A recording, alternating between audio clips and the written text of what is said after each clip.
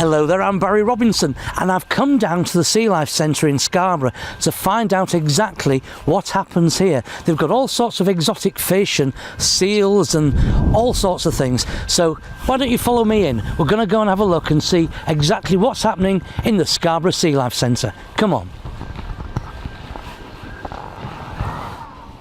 I'm with Todd German, the senior aquarist at the Sealife Centre in Scarborough. Now, Todd, senior aquarist, what does that mean? It's a word for a zookeeper. It's a fishy zookeeper. So I am the senior zookeeper, essentially. So no doubt you've got some fishy tales to tell us. I certainly do. Okay, the Sealife Centre, what does it entail? If we were to come to the Sealife Centre, what would we see? Well, here at the Scarborough Sealife Centre, we have a variety of marine creatures. We have a wide variety of fish. We have over 100 different species of fish species, but we also have a variety of different corals. Not only that, but we have some larger animals as well. So here at the centre, we have 12 Humboldt penguins. We have 2 Asian short-clawed otters, and we also at the moment have 10 resident seals.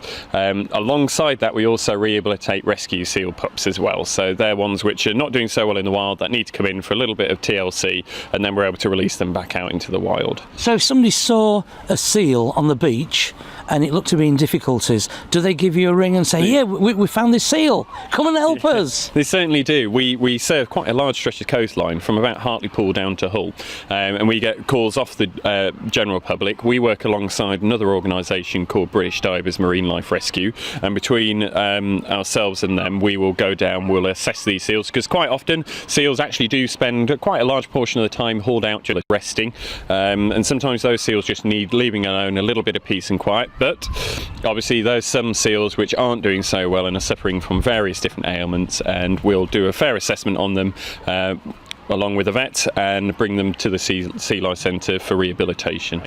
So Tom, let's go back in time. How did the Sealife Centre begin? Well, Sealife as a whole actually started back in 1979 with the acquisition of a centre up in Oban, and it's now the Oban Sealife Centre, and that has since expanded, and in fact as of the last week we have over 100 different attractions within Merlin. So it started off purely with Sealife Centres around the UK, that then expanded into Europe, and now we're a global company as well.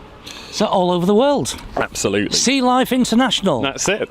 Yeah. Todd, you mentioned corals. Now, I don't know anything about corals. Explain. Well, one of the big problems world over is, unfortunately, there's a massive decline in all the world's reef systems, and that's really down to human impact in the forms of pollutions from raising temperatures. And one of the things that we like to do here at the centre and also within Sealife is have a captive propagation scheme. So any corals that are considered endangered, we have essentially an arc of corals within captivity that if they were to disappear in the wild, we could look at reintroducing them. Corals are amazingly almost simple but complex creatures. They're very closely related to things like anemones and also jellyfish. 90% of all their energy actually comes from sunlight, so they're just like a plant as well, really. They require a much more stringent water quality than a lot of the other species that we keep at the centre, and as you can imagine, they take up quite a bit of our time to make sure we look after them properly. So there's different types of coral as well? There certainly are. So if you imagine things like the Great Barrier Reef, they're made up of what's called hard corals, so they're ones which actually deposit calcium carbonate, and that forms the structure which the reef actually lives on almost, and that's why the Great Barrier Reef is the largest living structure. So they're much more rigid and quite literally like rock inside, and it's only really the outer layer which is alive. Then there's also soft corals, and they use a slightly different, almost glass-like structure within them, and that's what gives them their rigidity, but they're actually soft, as you can imagine, to the touch. Todd, these little turtles here, are these baby turtles, obviously? No, these are actually fully grown. Really? They certainly are. So some turtles don't get quite as big. These are actually African side-neck turtles, and they were actually part of a turtle amnesty that we held at one of our other sites down in Weymouth, and they had over 50 turtles handed in. A lot of people buy them under the impression that they'll stay quite small. Right, and what do they feed on? We give them a wide variety of food. They're quite omnivorous, really, so we give them them a bit of a variety of different vegetables, but they also get a few freshwater fish, well, obviously dead freshwater fish as well, to kind of supplement the diet. Yeah, and behind you there is a really weird turtle. It's called the snake-necked turtle. Yes. Yeah. This is a bit of a curious trap. He's in by himself because, unfortunately, if we were to put another one in there, we'd end up with them scrapping. They don't get on very well with each other, apart from breeding season. He came to us again. He was part of an amnesty, and unfortunately, when he came to us, he had pneumonia. So he was very, very sick for the first few months that we've had him. He's been with us now for the best part of 5 years, and he's certainly grown since then. So he's quite a character. So would you say he's fully grown now, or is he still growing? He's still got a little bit more to grow, so they can get quite a little bit bigger than that, actually. And over here, in this big pond, pool, whatever you want to call it, it's almost like a swimming pool. There's loads of fish, but I believe there's more turtles, great big turtles. There is. So in this tank we have a singular loggerhead sea turtle. She came to us quite a few years ago now. Unfortunately, she was hit across the head by a boat propeller where she was from in Zakynthos in Greece, and that left her with a really quite badly fractured skull, and it's left her with some permanent brain damage. We like to think that we've seen some improvement over the years.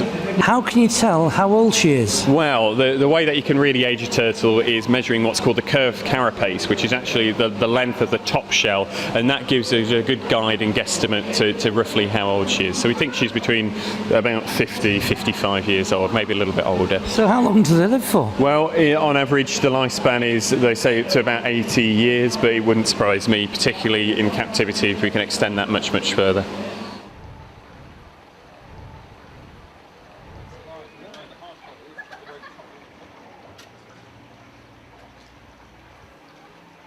Okay, well, to our side here, behind us, we have got a load of penguins. We certainly do. Yeah, so you're an expert on penguins. Tell us all about penguins, because the only thing I know about penguins is they come in nice foil wrappers and they're great to dunk in your coffee.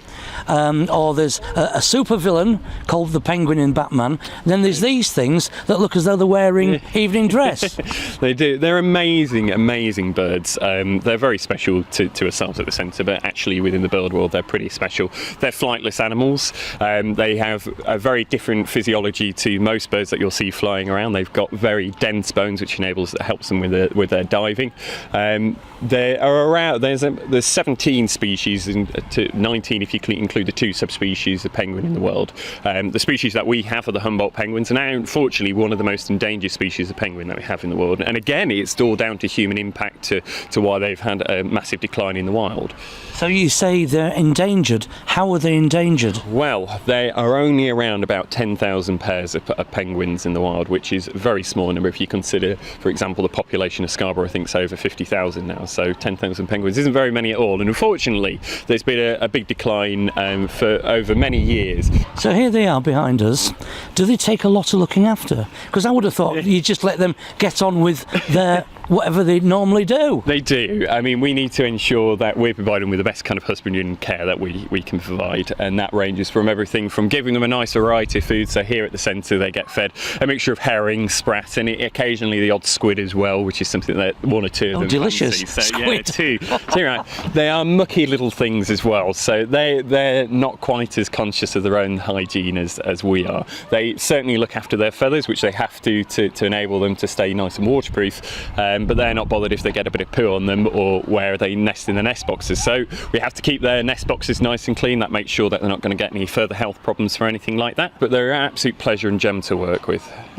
So have you got anything coming in the future? Any new creature that you can tell us about? Well, as of this week, we've just opened a new area. We have one of the largest jellyfish exhibits, I think. Jellyfish? Jellyfish, yes. So we've actually got 10 tanks of jellyfish here at the centre now.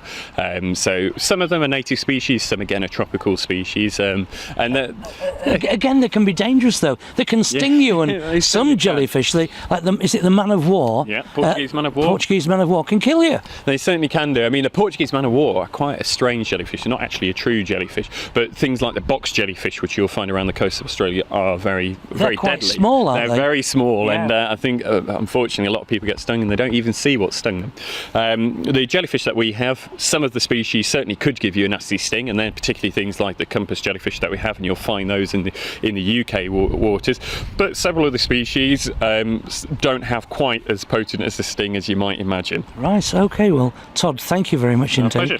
I'm Barry Robinson talking to Todd German, a specialist at the Sealife Centre for Scarborough TV News.